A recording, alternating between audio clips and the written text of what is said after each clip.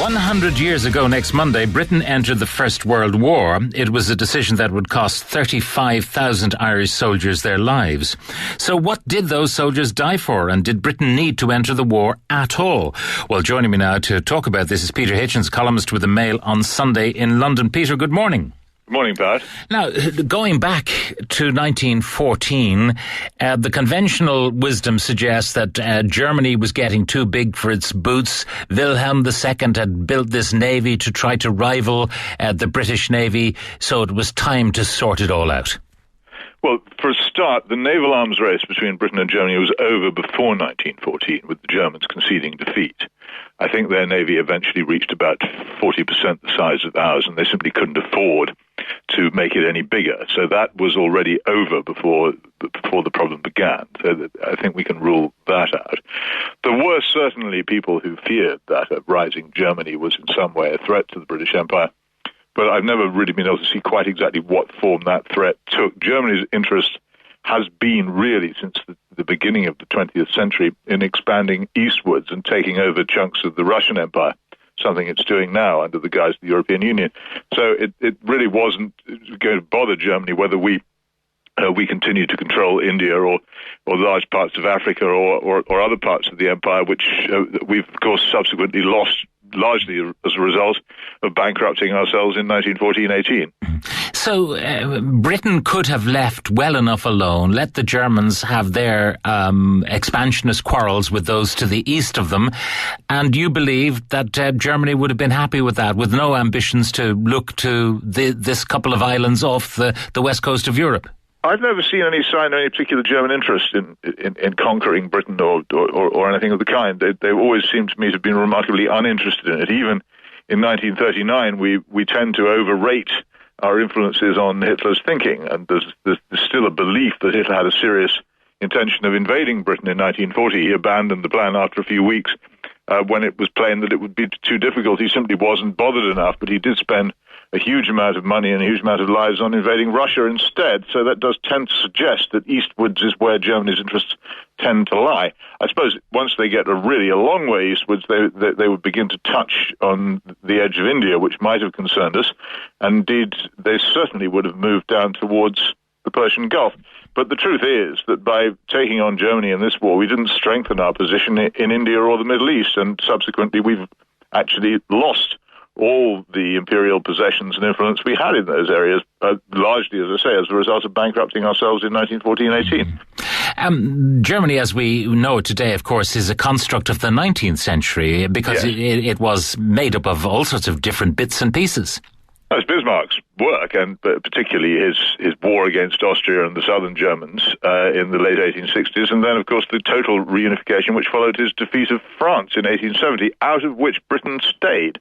And took great care to stay, and there was an awful lot of effort expended in making sure that the issue of Belgium did not become an issue in that war, and so we were not dragged in. Though I have to say that the Belgian treaty, which is always used as the pretext for Britain having declared war in August 1914, did not oblige us to come to Belgium's defence at all. This is a misreading of it. And the other thing is, and this is explored very much in a fascinating book called The Darkest Days by Douglas Newton, which has just come out, the British cabinet was already committed to war before Germany set foot in Belgium. And the whole thing has always been a pretext rather than a reason. There was definitely a war party in the British government, and particularly, oddly enough, in the British military, with Sir Henry Wilson, a name of some infamy in Ireland, being a large part of it. And they had actually pretty much committed themselves to go to the aid of France in 1914 without a formal alliance and behind the backs of the cabinet, and this is what they achieved. Now, the protection, the freedom of small nations was the catch cry in Ireland, and why so many people went to fight. But even on the face of it, you could say, well, when you look across the channel to Belgium, it's only a spit away from our shores, so you could imagine that there would be a feeling of threat were the Germans to be walking down the seafront in Ostend. Well, maybe, but that's if the Germans were interested. Our principal enemy as a country over the past several hundred years has always been France, which, of course, sits right across the sea from us all the time, and with whom we came close to going to war in 1925. believe it or not. It's not, and with whom our relations have never been particularly good, and also with whom we had quite a nasty little war in 1940 to 44 with Vichy France. So they sit across the channel, but this doesn't mean that we demand that France ceases to occupy France. The point is, what is the German interest in Britain? The other thing about small nations is that, again, this is what Edward Grey and Herbert Asquith did in 1914, was they concentrated on the Western aspect of the First World War to the total exclusion that the real conflict was and continued to be on the and you say in the public Germany and Russia. In the public imagination, that's where the First World War still lies. You know, because with all those great poets who Wilfred Owen and Siegfried Sassoon writing about these things, and yet the conflict, you say, its heart was much further east. Oh, it was, and that's what it was about.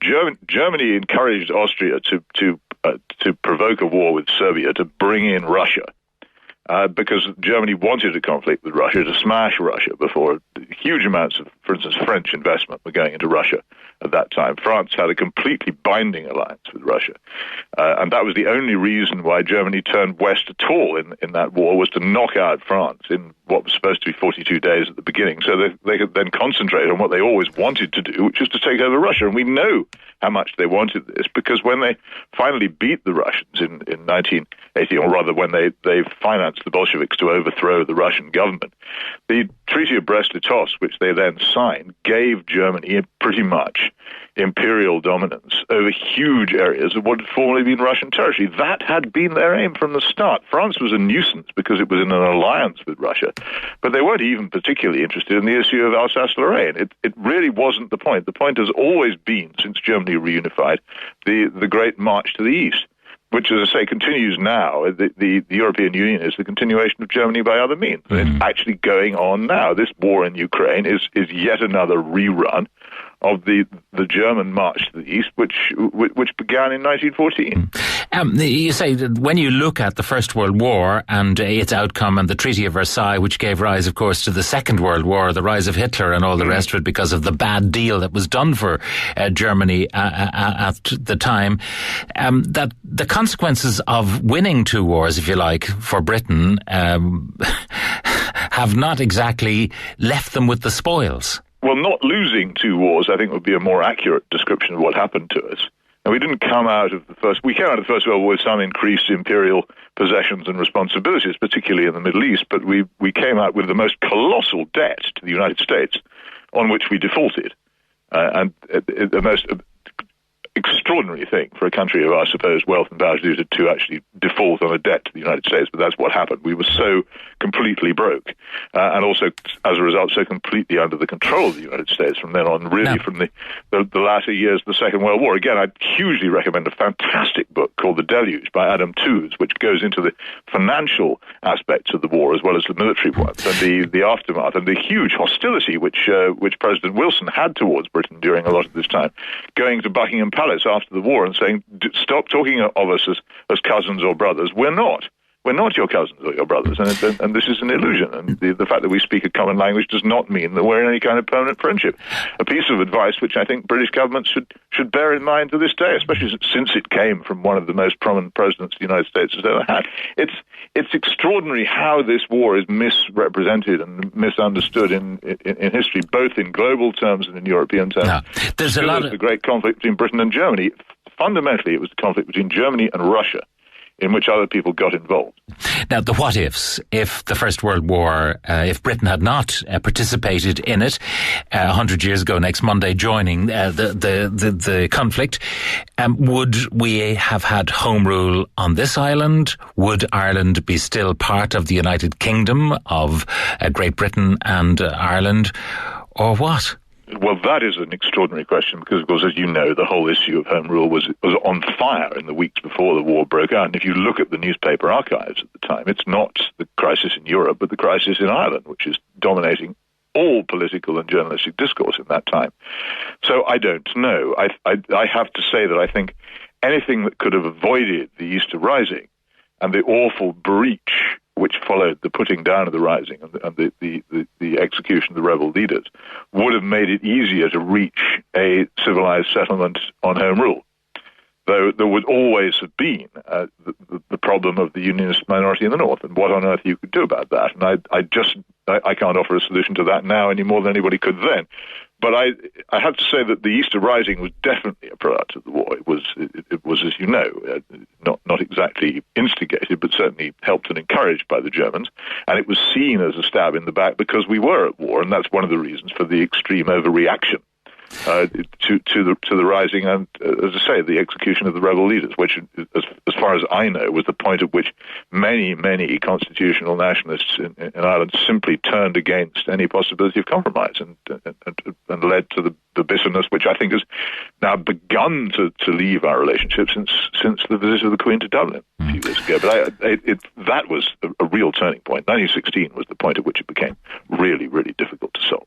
Well, without 1914, no 1916. No 1916. But going back to something you mentioned in passing there, that Germany pushing east and the flirtation of Ukraine with the EU, giving rise to the fall of Yanukovych, and then the intervention of Putin in Crimea and now in eastern Ukraine. Yep. I mean, Putin is characterized as the bad guy. Do you think the EU really are the bad guys? Well, you mentioned Versailles, and here we have a point actually made many years ago by Sir Roderick Braithwaite, probably the best ambassador Britain ever sent to Moscow, who warned so long ago, I think Yeltsin was still in power at the time, that the attitude of the West towards Russia after the collapse of the Soviet Union was alarmingly similar to the attitude of the victorious Allies towards Germany in the 1920s.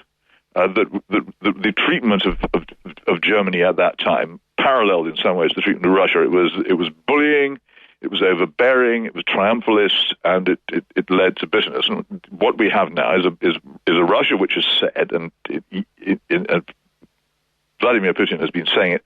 I have to look this up, but I think it was you can go back to a speech he made in Vienna more than 7 years ago, saying, look, this whole business of pushing NATO and the European Union further and further eastwards must stop.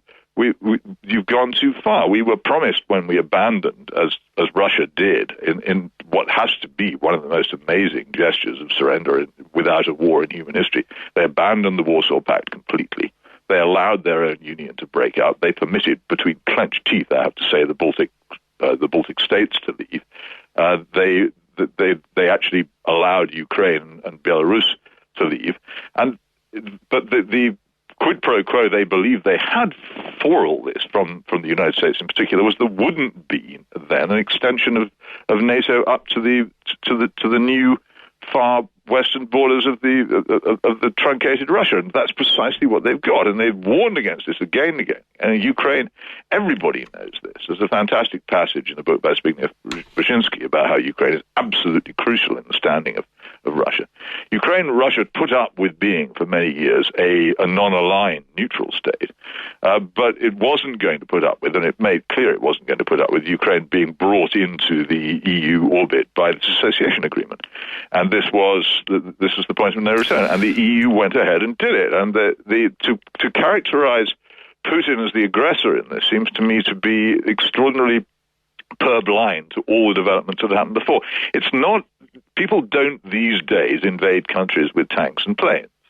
The way in which you advance power these days, and the sophisticated way in which it's done, is people power, civil society organizations, and as happened in Ukraine, you have a legitimate elected president driven from office by a violent mob. Now, you may approve of the violent mob, and you may disapprove of the president. You may think that the Ukrainian government wasn't particularly worthy of anybody's defense, but the fact remains that if you adopt violence and unconstitutional methods in the overthrow of the government, you can't be terribly surprised if your opponents feel they've been licensed to do the same. And that's the position we're in. The European Union, backed very much by the United States in this, pushed very hard here for Ukraine to be incorporated into the EU sphere of influence. The association agreement is not just about economics; it's about politics and military links as well. And that's absolutely clear in the text of the agreement. And Peter, the lessons of history should be learnt, should be studied more closely, and all the time. And anybody, frankly, who hasn't heard of or understood the Treaty of Brest-Litovsk doesn't really have any business even talking about the current crisis in Ukraine. Look at that, and look at, as I said, fantastic chapters on the subject in Alan Tooze's book, and see how history is repeating itself in this region, and you'll be amazed and educated, and also a good deal more cautious about accepting the standard conventional wisdom line on what's going on in Ukraine. Peter Hitchens, columnist with the Mail on Sunday, thank you very much for joining us. My pleasure, thank you.